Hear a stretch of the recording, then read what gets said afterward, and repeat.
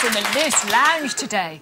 Well, we're more than honoured to be joined by Hollywood comedy royalty in the shape of Ghostbusters and Blues Brothers superstar Dan Aykroyd.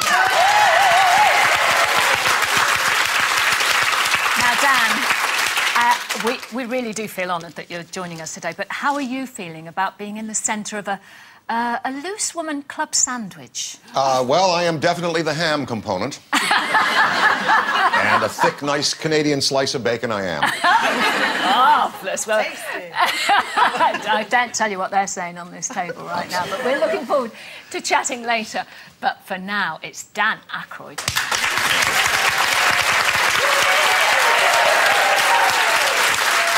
Don't miss out on the opportunity to ask the one and only Dan Aykroyd a question. Go to our website, email us at loose.women@itv.com, post on our Facebook page, or tweet us using the hashtag #LooseWomen. It's the same address. Break time now, but make sure you're back with us in 3 and we'll be meeting movie superstar Dan Aykroyd. See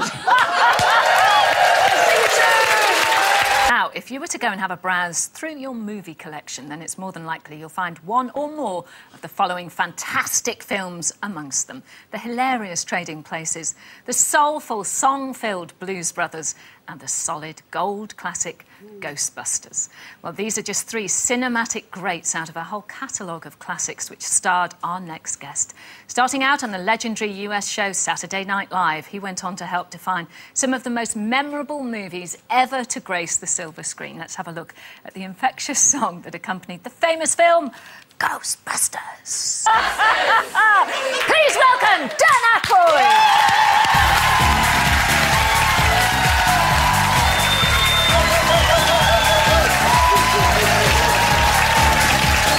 How do you do, dear? Come on, my dear. Hi, darling. How are you? All right, thank you. Hi, sweetie. How are you?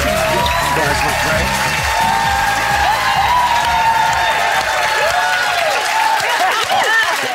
Take a stool.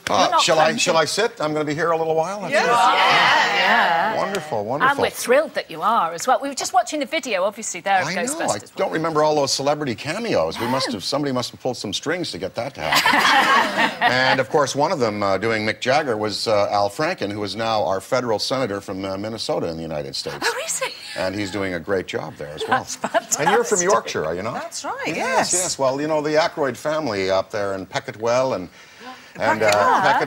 Haworth. In fact, one of my forebears, I'm so proud to say, was Tabitha Aykroyd, and she was the housekeeper for the Brontes. Oh! Yeah. Probably related. Those were old celebrities, the Brontes, yeah.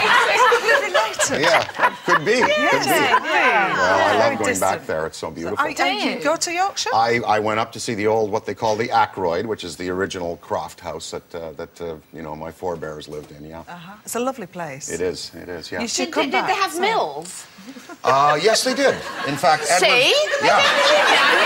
That's right. Edward Aykroyd was a forebear of mine, and he had a worsted mill. There you are. I knew it. You can tell. Yeah. I'm a bit gobsmacked now. Now, just going back to Ghostbusters for a minute. Now, you were probably, I'd say, 90% responsible for the film, weren't you? You wrote it, it was your idea, everything else. But you give Bill Murray much more credit than you give yourself for that film. Well, Murray was definitely probably the greatest comic leading man that we've seen in American cinema since, you know, the greats like Jimmy Stewart and some of the stars from the 30s. So, you know, we basically could not have pulled the film off without his talent and his ability and his energy. And, you know, when we wrote the film, Harold and Ivan and I just decided, you know, we just got to give it to Murray. And so he was really, really instrumental in delivering our dialogue and the whole energy of the film. He's just such a brilliant talent and such a magnetic guy. And he played the romance beautifully. And no, the films were, I would say, 50% Murray. You know, that's what we owe the credit to. And they changed a bit, didn't they? Because weren't you? It was supposed to be a kind of, you know, out of space paranormal thing, but it was a bit darker. You know, my family's been into paranormal research for many years. My great-grandfather Sam Aykroyd was a spiritualist, and he studied, you know, Crooks and Oliver Lodge and Conan Doyle and all the spiritualists in England at the time of the British Society for Psychical Research. So I had that going in my family, and the first script was much darker. My first original draft was pretty dark. It was more like I don't know, underworld or something like that. So not set in New York then? It was set in New York, but more, it was comedy, but it was more sort of kind of an ironic, doom-filled comedy. And then, you know, we got with Ivan and Harold, and they said, let's lighten this up, and so more people will come to see it. Where did the slime come from? Well, the slime is ectoplasm, it's maybe? based upon ectoplasm. There was a researcher called Charles Richet, and he was one of the main ectoplasm hunters at the turn of the century, along with an Austrian named Dr. Schrenk-Notzing. That's a nice... Dr. Notzing, Dr. Schrenk-Notzing. Nice, yeah. So ectoplasm is basically the residue that occurs after some spiritual events. And Charles Richet saw an ectoplasmic hand come out of a medium once, and he was mad. He said, now I've got to change everything I believe about science, everything I believe about philosophy and religion. It's got to change because I've just seen an ectoplasmic hand come out of a guy's stomach, and it completely turned him around. And he had to realize that there's more to life than just the 4 dimensions we live in life, as length, space, width, and time. And so that was his great revelation. And ectoplasm is a residue now. Of course, in the movie, we had buckets of slime there. Usually, ectoplasm will vanish quite quickly, and it's more of kind of an ashy substance than it is a liquid substance. I've never seen any, but I've read lots of reports and all the people that have... You see? Scientists at the end. She says, I'm a believer, Mr. Aykroyd. I'm a believer. Well, you know, we need cynics, and we need cynics and skeptics, because that's the way you sort out the hoaxes from what's real. Yeah. If you have a good skeptic and a good cynic on a case, whatever you're investigating, they're going to sort out, is it climatological, is it weather, is it a sound effect, are we hearing something from another place, is it a fake, is it a hoax? That's very important to the research. Very important. Now, it seems, I mean, extraordinary that it was nearly 30 years ago. It's 1984 that Ghostbusters came out. It's just extraordinary. I know it's shocking, actually. The first one, Ghostbusters 1, and then Ghostbusters 2, obviously. Took a while to make. Took a while, just a few years to come out. Can we see a little clip of that? Well, that was all that negative energy, you see? Yeah. And negative energy can be very harmful, and so it affects the way we go through life. And that second movie was about all the negative energy in New York City pooling in a river underneath the city. So, Was it quite easy talking to a bowl of you know, for a lot of well, you know, as an actor, we think we can do anything. But I remember for a lot of the effects in both Ghostbusters 1 and 2, Ivan Reitman would be standing by the camera, you know, and after a long day's work, he'd be there, and we were supposed to be looking at some amazing apparition, and he'd be standing by the camera, completely tired after a day's work, with a pie plate going...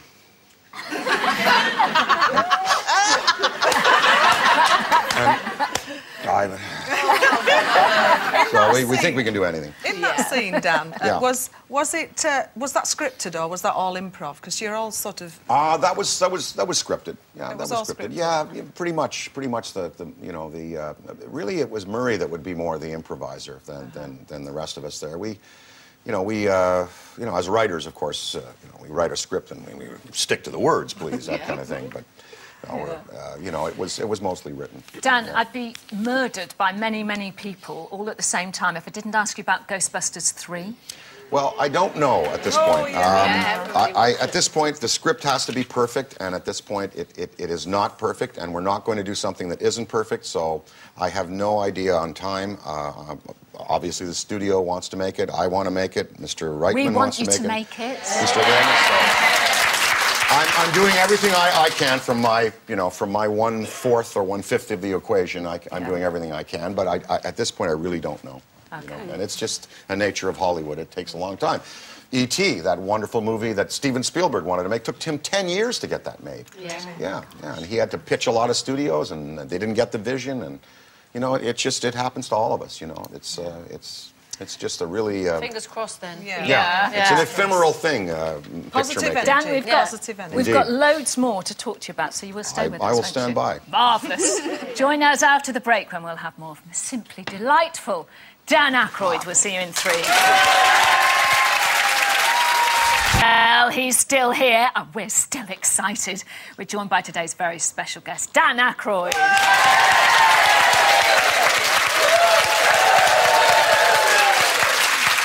Dan, can you tell us why you're in London at the moment? For a specific reason?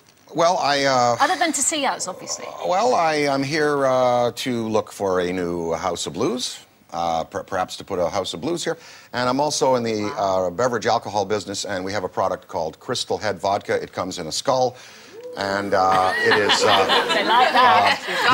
the difference between that and a lot of vodkas is that we removed all of the industrial oils commonly used in vodka production today. If you go to... vodkas today, many of them, if you open them up, they'll smell very perfumey. That's because they put glycol, citrus oil, and raw sugar in there. We removed that all, and now bartenders all over the world are loving our product because it's a clean slate to start a drink with. Yeah. It's the virgin slate for making martinis and any other kind of mixed drink because there's no industrial oils at all. How do you get them out? How do you do that? How do you make it that pure? Well, what happens is the vodka usually is made. Of course, all vodka starts with water, so we start with Newfoundland water from the province of Newfoundland, Canada, which is kind of like our Iceland, if you will. And we take that, and we take the mash, our proprietary mash of grains, a little corn, a little wheat, rye, what I won't say like what the mash bill is, but we put that all together, and we just stop there, basically. A lot of industrial producers will then add the citrus oil, which is a bug exterminant in its raw form. They will add glycol, which is the antifreeze that powered the Spitfire engine and cooled it in World War II, and also raw sugar, and you don't need any more sugar in alcohol. No. So we just stopped the process short. We won a gold medal, double gold, at the World Spirits Competition in San Francisco last year. And so I'll be... Get involved with spirits in the first place. Is this a drink of yours that you like? Well, I just wanted a vodka that didn't have this oily, satiny, up front of the mouth feel that it's in a lot of vodkas today. We'll be at Jerry's in Soho tomorrow at 4 o'clock, signing bottles, so come on! Yeah. Jerry's Wines in Soho. Yeah, I'm excited about that. I've got a viewer's question for you here. Sure. It's from Eddie. He says, Dan, you are my hero. And are you still involved with Saturday Night Live at all? Well, I'm very proud that I can say that I worked there for 4 years, and when I'm not traveling and not working, I watch the show every Saturday. I'm not formally involved, but I'm a big fan of Kristen Wiig and Jason Sudeikis and Armisen and all the people that are coming up through it now. And certainly, I look at it as my old alma mater. Do you? And I do come back sometimes. Was it in the 1970s? 75 to 79. I've been back a few times to do... I hosted once, and I went back a couple of times to do things for them. When I go into the studio, I've got to watch it, because the last time I was there, I went in, and Alec Baldwin was hosting, and... I was just watching the show, and then Lauren comes to me and says, Alec, he's got too much... we need someone to go in and be John Boehner, the Speaker of the House. Will you do it? So unrehearsed and live, I went in and I did John Boehner, Speaker of the House. Well, he likes to drink. Well, I'm a family of pub owners. Ohio, he cries. Well, I did him, and I just, had to do him. We've got another question here from a viewer called Emma. She says, how do you look back on your time alongside the late, great John Belushi and Blues Brothers? Well, I knew John for 8 years, and we had a wonderful, wonderful relationship. We just had the best time. We fell in love the night we met at Second City in Chicago, in Toronto it was. He walked in the back door. It was a snowy, blustery night. And I'd heard he was coming to town, and his reputation had preceded him. He was coming up to raid talent for the Lampoon show, and he grabbed Gilda and a couple other people, took them down to New York. But he walked in the first time I saw him. The door opened, the dressing room of the green room opened right. The green room opened right onto the parking lot of the venue, and he came in, and there was snow swirling around him, and he had this driver's cap and a white scarf thrown around him, and no winter coat at all, like a cardigan, like a sweater, and he just like. The actor has arrived. And he was wonderful. And I, of course, when I heard about Whitney Houston, it took me right back to that day, March 5th, 1982, when I was phoned and told that I'd lost my partner of that long. And I feel the grief that her family's feeling, and I also feel that there's a lesson to be learned, that you gotta protect the people that you love. And Judy and I certainly protected John as much as we could, but we weren't there that last morning that he died, and I will always regret that I wasn't nearby to maybe intervene. But when you see a problem coming, you gotta get in protecting. You gotta be there, and you have to be a presence. And I think that's an important important thing to remember when you have someone that may be victim to these weaknesses for whatever reason.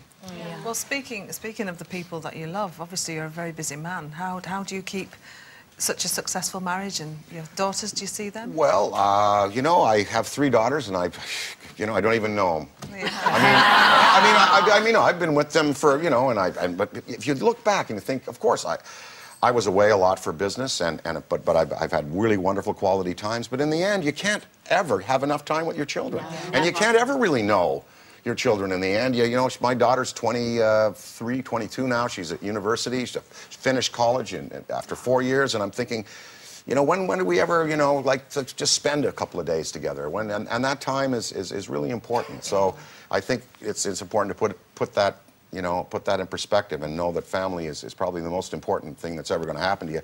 As far as being married, you got to pick the right partner, which I did.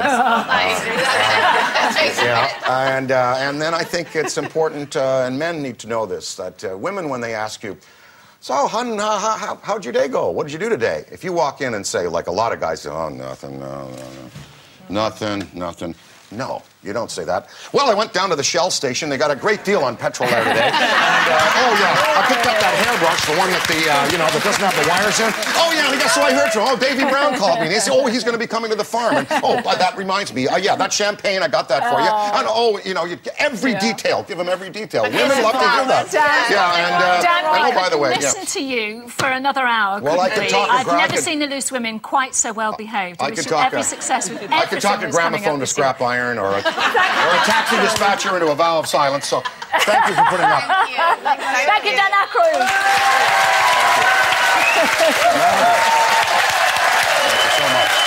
Thank you so much. Thank you. Really That's all for now. Join us tomorrow on Valentine's Day. See you at 12:30.